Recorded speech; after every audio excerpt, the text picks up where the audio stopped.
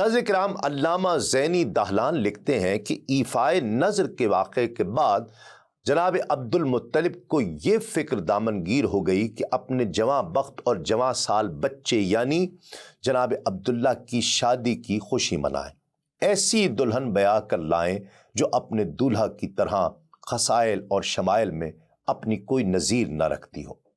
آپ کی حقیقت شناس نگاہ نے قریش کے بنو زہرہ خاندان کے سردار وہب بن عبد مناف کی نور نظر، حور شمائل، لخت جگر جناب آمنہ علیہ السلام کا انتخاب کیا۔ آپ جناب وہب کے گھر تشریف لے گئے اور ان سے درخواست کی کہ وہ اپنی بچی آمنہ کا رشتہ ان کے سب سے پیارے بیٹے جناب عبداللہ کے لیے دے دیں۔ جناب وہب نے جب دیکھا کہ بنو ہاشم کے سردار جناب عبد المطلب نے ان کے گھر قدم رنجہ فرمایا ہے اور اپنے لخت جگر کے لیے ان کی نور نظر کا رشتہ طلب کرنے کے لیے آیا ہے، تو وہب کی خوشی کی کوئی انتہا نہ رہی اور انہوں نے بنو ہاشم کے سردار کی اس خواہش کو بسر و چشم قبول کر لیا۔ پھر جلد ہی تقریب نکاح انجام پذیر ہوئی اور آپ اپنے عظیم القدر سسر کے زیر سایہ اپنے شوہر نامدار کے ساتھ ازدواجی زندگی بسر کرنے لگی۔ معارج النبوہ کی روایت اس سے قدر مختلف ہے کہ جب وہب بن عبد مناف نے ابلق سواروں کی جانب سے حضرت عبداللہ کی حفاظت دیکھی تو ان کے دل میں یہ بات گھر کر گئی کہ وہ اپنی بیٹی آمنہ کا نکاح حضرت عبداللہ سے کریں گے۔ گھر آ کر انہوں نے سارا واقعہ اپنی بیوی کو کہہ سنایا، انہیں حضرت عبد المطلب کی خدمت میں روانہ کیا کہ جا کر ان سے کہیں کہ میری عفت مآب اور نیک سرشت بیٹی جو اخلاق اور اعمال میں بے نظیر اور بے مثال ہے، اگر وہ اس کو اپنے بیٹے عبداللہ کی زوجیت کے لیے قبول کر لیں تو نہایت مناسب ہوگا۔ حضرت عبد المطلب نے حضرت آمنہ بنت وہب کی صفات اپنی بیوی حالہ سے، جو حضرت حمزہ بن عبد المطلب کی والدہ اور حضرت بی بی آمنہ کی چچا زاد بہن تھیں، کئی بار سنا تھا۔ اس کے علاوہ قبیلے کی عورتیں بھی اس بات کی طرف اشارہ کرتی رہتی تھی کہ حضرت عبداللہ اور حضرت بی بی آمنہ کا جوڑ نہایت مناسب ہوگا۔ ناظرین کرام، در حقیقت حضرت آمنہ اپنے دور کی نہایت عقل مند اور ذہین خاتون تھی اور ان صفات میں ان کا کوئی اس وقت ہم پلہ نہیں تھا، لہٰذا جناب عبد المطلب نے اس تجویز کو قبول کیا۔ اس کے علاوہ یہ بات اس یمنی بشارت کے عین مطابق تھی جو اس نے حضرت عبد المطلب سے سفر یمن کے موقع پر کہی تھی، اس پر بھی بات کرتے ہیں۔ واقعہ اس طرح ہوا کہ ایک مرتبہ حضرت عبد المطلب یمن کے سفر پر تشریف لے گئے اور وہاں یہودیوں کے ایک بہت بڑے عالم نے ان سے ملاقات کے دوران پوچھا کہ آپ کس قبیلے سے ہیں؟ آپ نے جواب دیا بنو ہاشم سے ہوں اور ہاشم کا بیٹا ہوں۔ اس نے جناب عبد المطلب سے اجازت مانگی کہ اگر آپ اجازت عطا فرمائیں تو میں آپ کے جسم کے کچھ حصوں کو دیکھ سکتا ہوں؟ آپ نے جواب دیا کہ ایک شرط کے ساتھ اجازت دے سکتا ہوں کہ جسم کے دیکھنے میں کوئی اخلاقی گراوٹ نہیں ہونی چاہیے۔ اس نے آپ کی ناک کے ایک نتنے کو اپنے ہاتھ سے کھینچا اور اسی طرح دوسرے ناک کے نتلے پر بھی یہی عمل کیا۔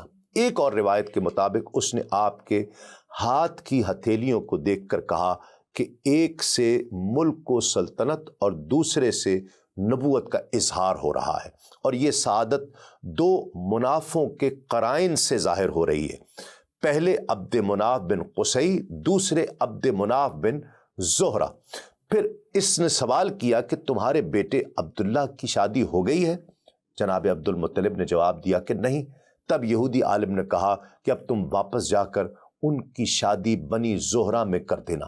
جب حضرت عبد المطلب مکہ تشریف لائے تو یہ بات مشہور ہو چکی تھی کہ وہب بن عبد مناف حضرت عبداللہ سے اپنی بیٹی کی شادی کرنا چاہتے ہیں، لہٰذا حضرت عبد المطلب نے حضرت حالہ کو بتایا کہ حضرت عبداللہ کے لیے حضرت بی بی آمنہ کا نکاح ایک مجلس میں کیا گیا ہے۔ ناظرین کرام، معارج النبوہ میں منقول مختلف روایات کا خلاصہ یہ ہے کہ یہ جمعے کی شب تھی۔ حضرت آمنہ کی شب زفاف میں 200 عورتیں تو سمجھ لیجئے کہ رشک و حسد سے مر ہی گئیں۔ ناظرین کرام، اس انتقال نور محمدی صلی اللہ علیہ وآلہ وسلم کی رات ملائکہ نے جشن منایا۔ جبریل امین نے فرش زمین پر آ کر بام کعبہ پر ہلالی پرچم لہرایا اور خطہ ارض کو بشارت دے دی کہ آج نور محمدی صلی اللہ علیہ وآلہ وسلم صلب پدر سے رحم مادر میں منتقل ہو چکا ہے، تاکہ افضل الخلائق پیدا ہوں اور تمام امتوں سے بہتر و برتر شخصیت دنیا میں جلوہ آرائی فرمائے۔ اسی رات ابلیس لعین کا تخت الٹ دیا گیا اور یہ مردود بارگاہ الہی میں 40 دن بحر و بر میں مارا مارا پھرتا رہا اور فرتے غم و کثرت غیظ و غضب میں سیاہ اور سوختہ ہو کر کوہ ابو قبیس کے دامن میں آ کر رونے لگا۔ حضرت عبداللہ بن عباس رضی اللہ تعالی عنہما سے یہ روایت سند صحیح کے ساتھ مروی ہے کہ جس رات نور محمدی صلی اللہ علیہ وآلہ وسلم حضرت آمنہ کے سپرد ہوا، اس کی تمام کاہنوں کو اطلاع ہو گئی اور وہ ایک دوسرے سے مشورے کرنے لگے۔ مشرق و مغرب کے چرند و پرند اور بحری جانوروں نے ایک دوسرے کو مبارکبادیں دیں کہ وہ وقت آنے والا ہے کہ جب خطہ زمین نور مصطفی صلی اللہ علیہ وآلہ وسلم سے منور ہو جائے گا۔ قریش کے پالتو جانوروں نے آپس میں کہا کہ جناب آمنہ مشرف بنور مصطفیٰ صلی اللہ علیہ وآلہ وسلم ہو گئی ہیں اور ان سے ایسی شخصیت ظہور میں آئے گی جو زمین کی امین اور اس کی ظلمت کو دور کرنے والی ہوگی۔ پھر یہ بھی کہا گیا کہ تمام دنیا کے بت دوسری صبح سرنگوں پائے گئے۔ ابلیس لعین کا تخت پلٹ دیا گیا اور دوسرے بادشاہوں کے تخت سرنگوں ہو گئے۔ صاحب اقتدار حاکموں اور بادشاہوں کی زبانیں گفتگو سے قاصر اور گنگ ہو کر رہ گئیں۔ ناظرین کرام، عرب کے کلچر کے عین مطابق حضرت عبداللہ بھی شعر گوئی کا ذوق رکھتے تھے۔ بعض کتب سیرت اور متراجم میں آپ کے چند اشعار بھی نقل کیے گئے ہیں اور یہ ادبی چاشنی اور فصاحت کا منہ بولتا ثبوت ہے۔ ناظرین کرام، حضرت علامہ جلال الدین سیوطی اپنی کتاب میں حضرت عبداللہ کے یہ اشعار، اس کا ترجمہ نقل کرتے ہیں کہ ہر شہر میں یہ اطلاع ہے کہ ہمیں تمام زمین کے سرداروں پر فضیلت ہے۔ میرے والد عبد المطلب صاحب بزرگی اور ایسے سردار تھے کہ بصر سے حفظ تک انہی کی طرف اشارہ کیا جاتا تھا، اور میرے دادا ہاشم اور ان کے آبا کے لیے بلندیاں پرانی ہو گئیں۔ سب لوگ ایسے تعارف اور حسب و نسب کی بہت کوششیں کرتے رہے۔ ناظرین کرام، جناب عبداللہ کی حیات مبارکہ کے باب میں ہم نے اہم واقعات کی تفصیل بیان کی اور سانح ارتحال کا ذکر اس طرح سے کتابوں میں ملتا ہے کہ طبقات ابن سعد میں تحریر ہے کہ قریش کی روایت کے مطابق حضرت عبداللہ قریش کے ایک قافلے کے ساتھ تجارت کی غرض سے ملک شام گئے اور دوران سفر بیمار ہو گئے۔ واپسی پر یہ قافلہ مدینہ منورہ کے پاس سے گزرا تو حضرت عبداللہ بیمار ہونے کی وجہ سے مدینہ میں ہی اپنے والد عبد المطلب کے ننھیال بنو عدی بن نجار کے یہاں ٹھہر گئے۔ قافلہ مکے پہنچا تو حضرت عبد المطلب نے اپنے بیٹے کے بارے میں پوچھا۔ قافلے والوں نے بتایا کہ وہ بیمار تھے، اس لیے واپسی پر مدینہ ٹھہر گئے۔ حضرت عبد المطلب نے اپنے محبوب بیٹے کی علالت کا سن کر پریشانی کا اظہار کیا اور اپنے سب سے بڑے بیٹے حارث کو عبداللہ کی خبر گیری کے لیے یثرب بھیجا، لیکن حضرت حارث بن عبد المطلب کے پہنچنے سے پہلے ہی حضرت عبداللہ انتقال فرما چکے تھے اور انہیں دار النابغہ میں دفن کر دیا گیا تھا۔ حارث نے واپس آ کر یہ افسوسناک خبر سنائی تو حضرت عبد المطلب، ان کے بھائی، بیٹے، بھتیجے، الغرض کے سارا خاندان انتہائی غمزدہ ہو گیا۔ وفات کے وقت حضرت عبداللہ کی عمر مبارک 25 برس تھی اور رسول اللہ صلی اللہ علیہ وآلہ وسلم اس وقت شکم مادر میں تھے۔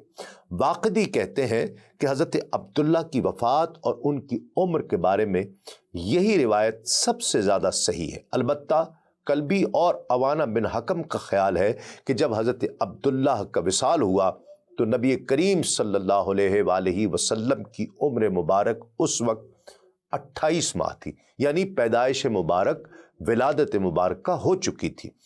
بعض لوگوں نے یہ بھی کہا ہے کہ آپ کی عمر اس وقت 7 ماہ تھی۔ علامہ ابن سعد کہتے ہیں کہ صحیح بات وہی ہے جو پہلے ذکر کی گئی ہے کہ حضرت عبداللہ کی وفات کے وقت نبی کریم صلی اللہ علیہ وآلہ وسلم شکم مادر میں تھے۔ حضرت عبداللہ کی عمر مبارک کے متعلق مختلف اقوال ملتے ہیں، یعنی 18 برس یا 25 برس یا 28 برس یا 30 برس، لیکن حافظ ابن حجر نے 18 برس کو ترجیح دی ہے۔ انا للہ و انا الیہ راجعون۔ ان کی اچانک وفات سے سب کو صدمہ ہوا ہوگا اور شدید صدمہ ہوا ہوگا، لیکن حضرت بی بی آمنہ کے دل پر جو قیامت ٹوٹی اس کا اندازہ صرف وہی لگا سکتی ہیں۔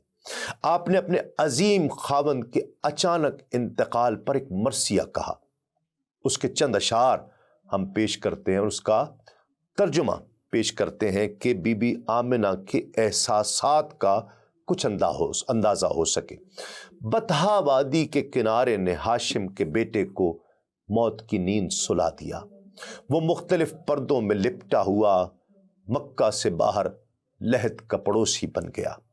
موتوں نے اسے اچانک دعوت دی جسے اس نے قبول کر لیا، اور موت نے لوگوں میں ہاشم کے اس بیٹے کا کوئی مثیل باقی نہیں چھوڑا ہے۔ عشاء کے وقت جب اس کے دوست اس کی چارپائی کو اٹھا کر لے جا رہے تھے تو وہ انبوہ کی وجہ سے باری باری کندھا بدل رہے تھے۔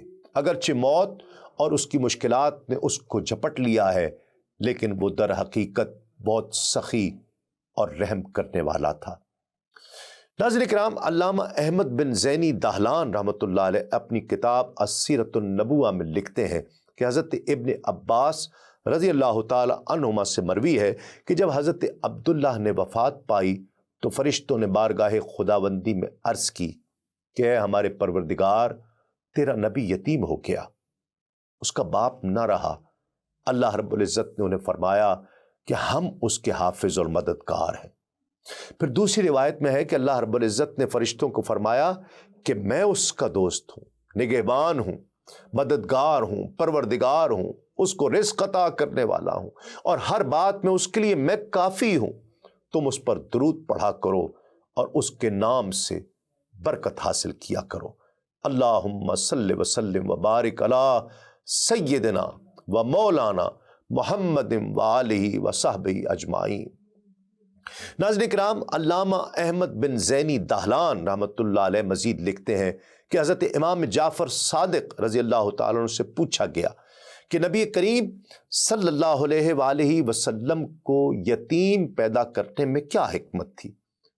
تو حضرت نے فرمایا کہ اس کی متعدد حکمتیں ہیں، ان میں سے ایک حکمت یہ ہے کہ تاکہ کسی مخلوق کا حق آپ پر نہ رہے، یعنی وہ حقوق جو بالغ ہونے کے بعد کسی پر ان کی ادائیگی لازم ہوتی ہے۔ آپ کی والدہ ماجدہ نے بھی اس وقت انتقال فرمایا جبکہ حضور کی عمر مبارک صرف 6 برس تھی۔ یہ بتانا بھی مقصود تھا کہ معزز وہ ہے کہ جسے اللہ عزت عطا فرمائے۔ آپ کی قوت آپ کے آباء و اجداد اور ماؤں کے ذریعے سے نہیں اور نہ مال کے ذریعے سے، بلکہ آپ کی قوت و طاقت کا راز اللہ تعالیٰ کی نصرت اور مدد سے ہے۔ اور اس کی ایک حکمت حضرت نے یہ بھی بیان کی ہے کہ حضور کو جب یتیمی کی تکلیفوں کا ذاتی تجربہ ہوگا تو حضور نبی کریم صلی اللہ علیہ وآلہ وسلم فقیروں اور یتیموں پر رحم فرمائیں گے۔ ناظرین کرام، حضرت عبداللہ نے جو ترکہ چھوڑا اس کے متعلق علامہ عبد المصطفیٰ اعظمی تحریر کرتے ہیں کہ حضرت عبداللہ کا ترکہ ایک لونڈی ایمن جس کا نام برہ تھا، کچھ اونٹ، کچھ بکریاں تھیں، یہ سب ترکہ حضور نبی کریم صلی اللہ علیہ وآلہ وسلم کو ملا۔ ناظرین کرام، بنو ہاشم کا فخر، جناب عبد المطلب کی آنکھوں کا نور اور دل کا قرار، اور جناب ختمی مرتبت حضرت محمد مصطفیٰ صلی اللہ علیہ وآلہ وسلم کی زندگی پر ہم نے مختلف تاریخی حوالہ جات کی روشنی میں تفصیل سے ذکر کیا۔ شجرہ نسب پر گفتگو کا یوں سمجھ لیجئے کہ آج اختتام ہوا، لیکن سیرت النبی صلی اللہ علیہ وآلہ وسلم پر باضابطہ یعنی آقا علیہ الصلوۃ والسلام کی ولادت مبارکہ سے آغاز کرنا، گفتگو شروع کرنے سے پہلے میں ضروری سمجھتا ہوں کہ آپ کو اس دور کے خطہ حجاز سے جڑے ممالک یا خطوں کے بارے میں تفصیل سے بتایا جائے۔ اس لحاظ سے دیکھا جائے تو فارس یعنی ایران، روم، شام، یمن اور ہندوستان کے ممالک اور وہاں کے حالات یہاں بیان کرنا عین مناسب ہوگا۔ ظاہر ہے کہ روم اور فارس اس دور کی سپر پاورز تھیں، لیکن سرزمین حجاز کی صحرائی اور پہاڑی بود و باش کے باعث دونوں نے براہ راست اس علاقے کو اپنی عملداری میں لانے کی کوشش نہ کی، بلکہ ان کے ریجنٹ یعنی نمائندے مقرر کر رکھے تھے۔ خانہ کعبہ کے جغرافیائی لحاظ سے ایک غیر اہم علاقہ واقع ہونے میں خدا کی ایک مصلحت پوشیدہ تھی، یعنی ایک تو یہ علاقہ رومیوں اور ایرانیوں جیسی طاقتور تہذیبوں کی دست و برد سے محفوظ رہے، دوسرا یہ کہ مکہ مکرمہ کو ایک سیاحتی مقام ہونے کی وجہ سے کشش حاصل نہ ہو، بلکہ جو کوئی یہاں آئے وہ صرف کعبۃ اللہ کی زیارت یا اللہ کی رضا اور خوشنودی کے لیے آئے۔ اسی لیے تو کہا جاتا ہے کہ دنیا کا سب سے بلند مرتبت مقام انتہائی ڈھلوان جگہ پر واقع ہے، یعنی بارش کے چند قطرے گرے نہیں کہ پانی بھر گیا۔